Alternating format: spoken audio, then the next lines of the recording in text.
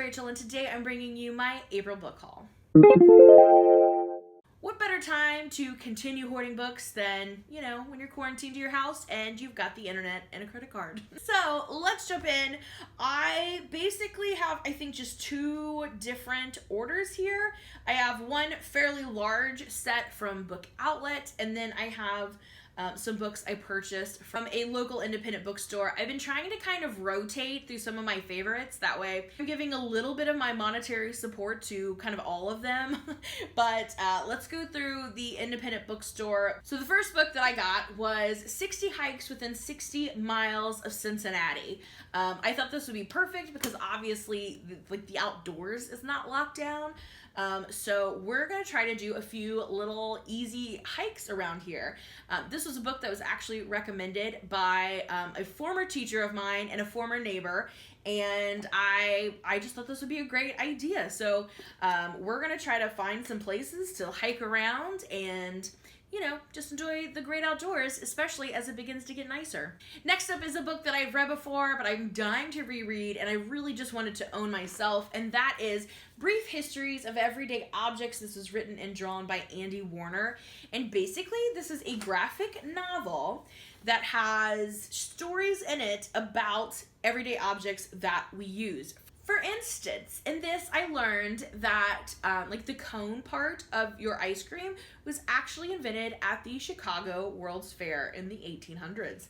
And a bunch of other little things. There's 2 or 3 page, 2 to 4 page short stories, if you will, about how some of our everyday objects came to be in a graphic format. And I just think this book is fabulous. I try to push this on everybody because I just think it's so fascinating. So super excited that I finally own my own copy of this one.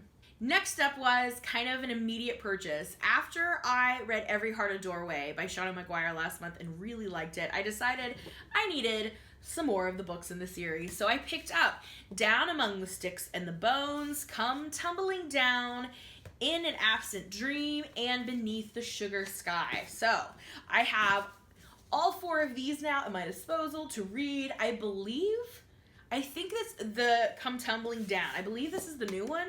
I don't quite remember now that I'm saying that, but I believe this is the new one, and now I have all of them that are currently out.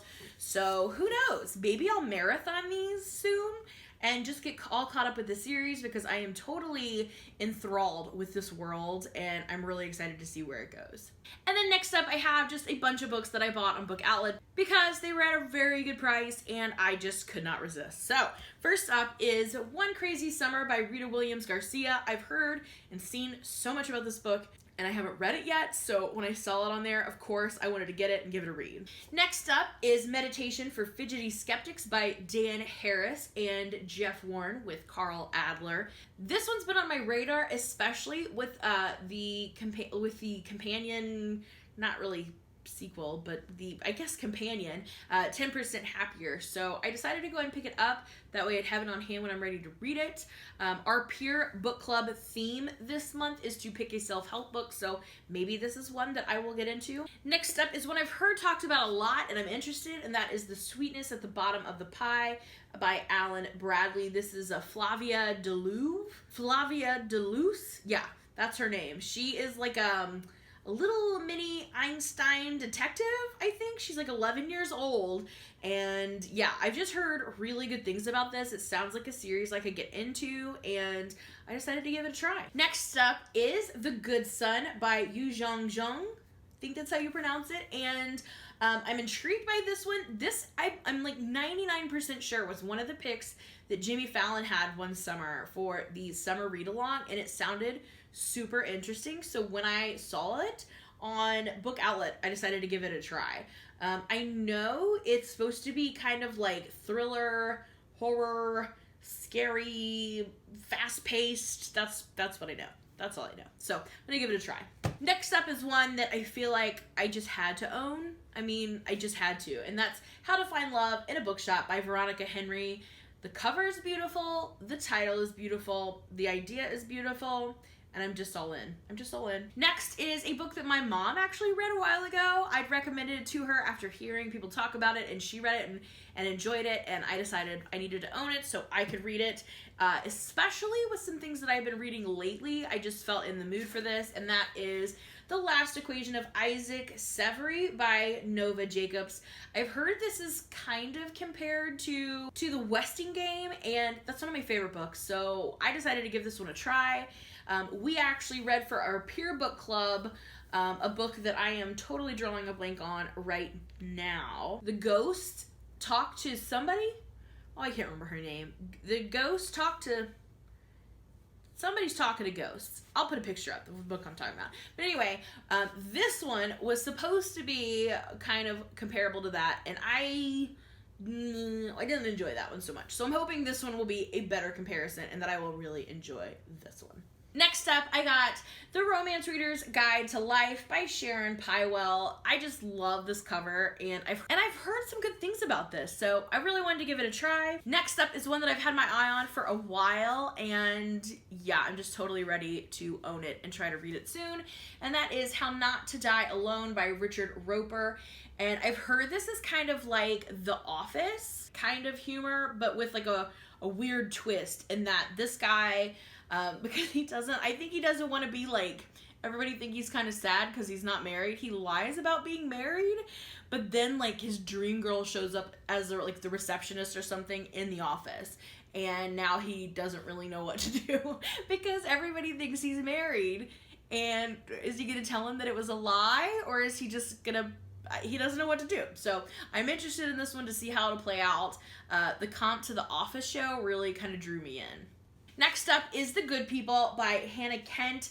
I really don't know anything about this other than the fact that the cover is beautiful and that Hannah Kent wrote Burial Rites, and I absolutely love that book. So I wanted to give this one a chance because I just loved her writing. And Burial Rites took place in Iceland, and I think this one takes place... I don't think it's Iceland. Ireland. And I'm like... She just took me to Iceland in Burial Rites, so I'm ready to go on a trip to Ireland in this one. I'm ready to be there. Next up is The Captives. This is by Deborah Jo Immergut, and I've heard really, really good things about this book, so I decided to grab it and give it a read. It's a beautiful cover, too, so super excited about this one. Next is a book that I've seen recommended a lot, and that is Things You Save in the Fire by Catherine Center. I believe this is a romance centered around a fire department. I don't know a ton about it, but I know over on the channel Bookables, she listed this as one of her favorite books of the year. I'll link her channel down below. But yeah, she sold me on this one, so I decided to pick it up when I saw it on Book Outlet. And this book I had been on hold for a long time at the library, and then all the libraries shut down. So I never actually got a chance to get it from the library and read it. So when I saw it on Book Outlet, I decided to go ahead and get it, and that is The Babysitter Coven by Kate Williams. Not only is this an amazing cover, I'm happy to have it on my shelves, but like I said, I'm really interested in reading this. I've heard a lot of good things about it, so I'm excited to get to it. Next up, I got Salvage the Bones by Jasmine Ward. This book takes place during Hurricane Katrina and will count for one of the Read Harder reading challenges. And this is one of the ones that really had caught my eye for that challenge. So when I saw it on Book Outlet, had to have it. I've heard this is really, really good. And I've never read a Jasmine Ward book before, but I've heard fantastic things about her as well. And lastly, I have 3 more books. They're all retellings. These have kind of been on my mind lately because we have that as a theme coming up for our peer book club, I think towards the end of summer. So the next 3 are all retellings. First up is Macbeth by Jo Nesbø. Jo Nesbø is supposed to be like a huge author like in Scandinavian countries. So I'm excited. I've read one of his before. I just don't know though. So I want to give it one more chance to see if it was his character or like maybe that particular book that wasn't like great for me, or if it's just, you know, maybe I don't mesh with him. Whatever.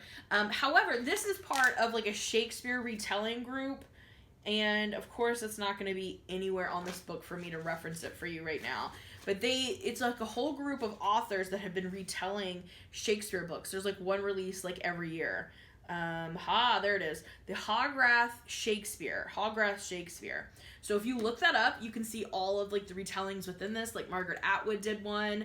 and Tyler did one. There's a bunch of authors that all picked a story to retell of Shakespeare. So here's Joe Nesbo's version. It's Macbeth.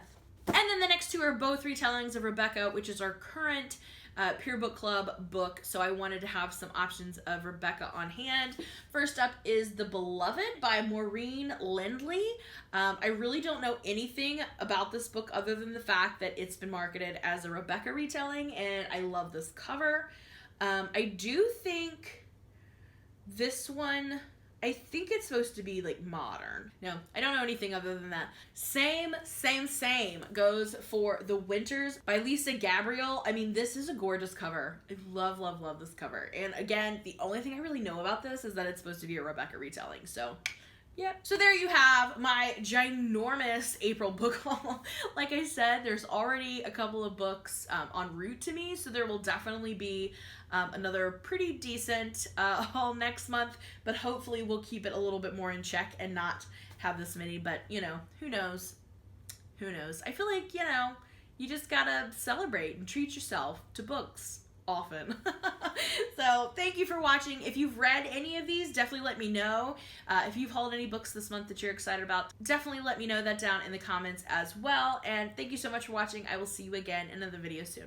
Bye for now.